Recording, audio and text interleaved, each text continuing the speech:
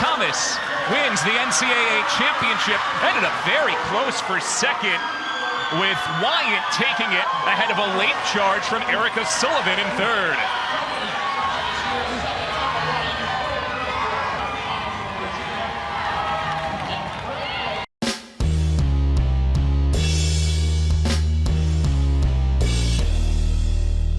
How's everybody doing? My name is Anthony Brian Logan, and today we got to talk about Lia Thomas, formerly known as William Thomas, becoming the NCAA champion in the women's 500-yard free in swimming.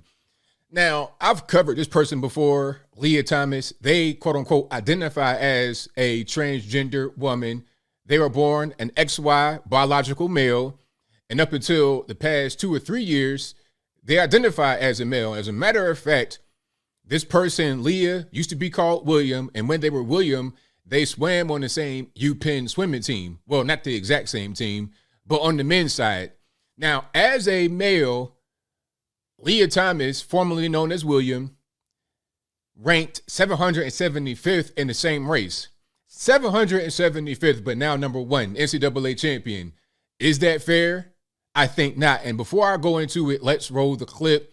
In this clip, you're going to see the post-race interview, and then Lia will address some of the people that are the naysayers and the detractors, I guess, like myself. And after we get done with that, I'll come back. I'll talk about what was said there. Then I'll give you the rest of my 2 cents and my deep detail analysis. And then I'll wrap it on up with a nice bow on top. So without further ado, let's go ahead and roll it. Lia, how did that performance measure up to your expectations coming into this meet tonight? I didn't have a whole lot of expectations for this meet. I was just happy to be here, trying to race and compete as best as I could. You've undoubtedly been under the spotlight over the past few months. How have you been dealing with that and reasoning with everything? I try to ignore it as much as I can. I try to focus on my swimming, what I need to do to get ready for my races, and just try to block out everything else. What did that race mean to you? It means the world to be here, be with 2 of my best friends and teammates, and be able to compete.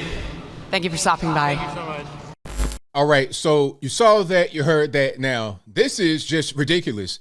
It's ridiculous. It's like, look, man, if you want to identify as whatever you want to identify, you can identify as a helicopter, a non-talking parrot, a war eagle, an aircraft carrier, the planet Earth. I don't care what you identify as, what your gender pronouns are, nothing like that. I don't care. But the problem is when you begin to infringe upon certain rights and when you do things that shouldn't even be legal, okay? And in this case, you are a biological male competing against women who don't have your advantage.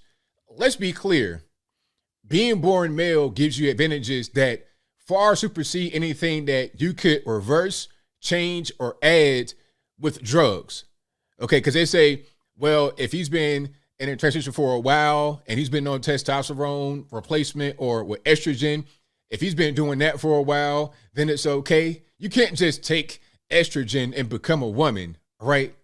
You look humongous. You look, you're about 6'3", 6'4". Your bone structure is crazy. Your upper body is much stronger than women's. Your lung capacity, your heart capacity, all of that is going to help you. Your cardio, that's one of the main things in swimming is your cardiovascular capability. You have a much larger advantage than the women. It's unfair. It's just not right. It's not right from a physical point of view. Whatever you identify as, that's your business. I don't care. Be trans. That's, how am I going to stop that? If you want to put on a dress in the week as an adult, that's your business. But come on, man. Like, let's not just interfere with women's sports. It's simple as that.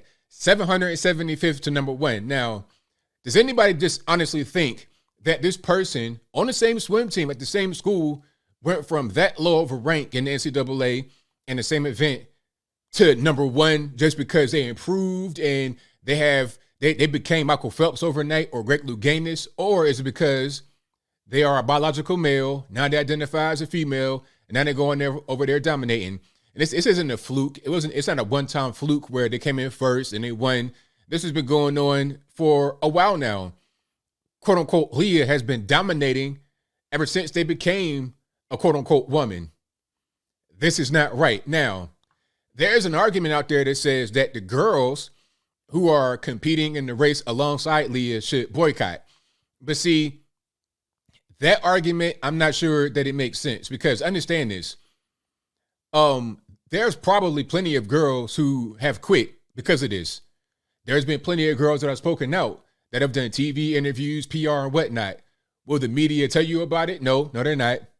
No, they're not going to tell you about that. They'll interview, quote unquote, Lia Thomas about how great this person is and how it's breaking barriers and breaking tradition and it's progressive and forward thinking. But when girls come out and say that this is unfair, they don't have a chance, they're quitting, then nobody knows about it. There was a girl who made 17th place where the cutoff was like 16 to make the next round.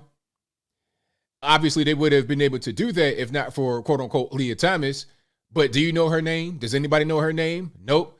They came out and said something. They went public, but nobody really knows because the greater narrative is about Lia Thomas. Also, a lot of people, they're afraid to put the first and last name on Twitter or on YouTube or on Facebook. They don't even want to show their face because they're saying certain things politically that might get them in trouble, okay, with their family members, with their friends, with their place of business, with their school even. It might impact their grades. Oddly enough, that shouldn't be happening, but it is what it is. They're afraid to even say something on a social media platform without having a high platform to even use. All right. You are just a regular person, regular normie. You're not really involved in social media space. You're not a celebrity. You just go to work every day, take care of your family, do your thing. All right. Raise your kids, what you should be doing.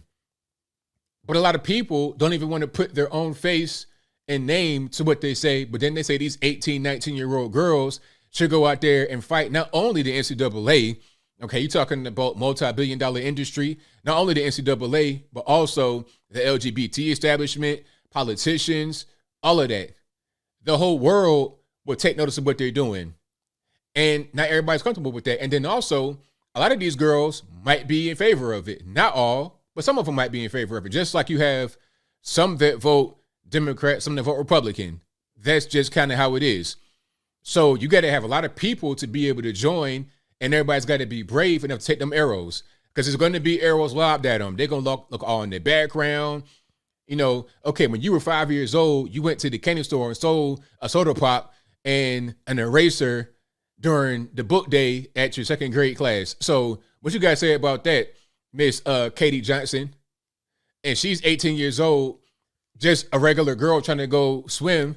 How is she going to be able to deal with that? You see what I mean?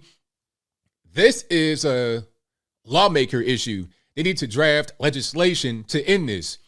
It should not be legal for a biological XY male to compete in the NCAA or professional or any kind of other sports alongside women. If there's a league for women and a league for men, if it's intramural, meaning they compete together and there's no women's league or men's league, that's something else. But if you have a women's league and you have a men's league, they should be separate, and it shouldn't be any joining of the two. Just like restrooms, there's a women's restroom and a men's restroom. Sometimes you're able to get the unisex restroom where it's one stall in there and you can lock it behind you. Okay, that's something else. But if you have a communal space, it's for men or for women. And if either one of the opposite gender goes into the wrong place, that shouldn't be permitted. That should not be permitted. That's a legal issue we got to deal with. This is why when they just relax those kind of rules as far as the bathrooms are concerned, you're going to have creeps that are men take advantage of the situation. Guys are probably not even really trans at all. They call themselves trans to go in there and attack women. And some guys that do call themselves trans, dress up in everything, but go and attack women. We know what's going to happen. We know how humans operate. We know that there's bad people out there, and we know what they're going to do before they do it. So why act like these rules we have in place mean nothing? Why act like we don't know what science is? And it's weird because the same people that say trust the science, believe the science, well, what about like biology, XX and XY, XX female, XY male? Why is it so hard to understand? It's just ridiculous. And as I close, I want to say this. Shout out to the young lady that came in second in the NCAA 500 free. I think her name is Emma Wayant. I'll place her name in the box, but shout out to her. In my mind, she came in first. This is just a not fair situation. It's very unfair. And we need to have legal pressure put on the NCAA.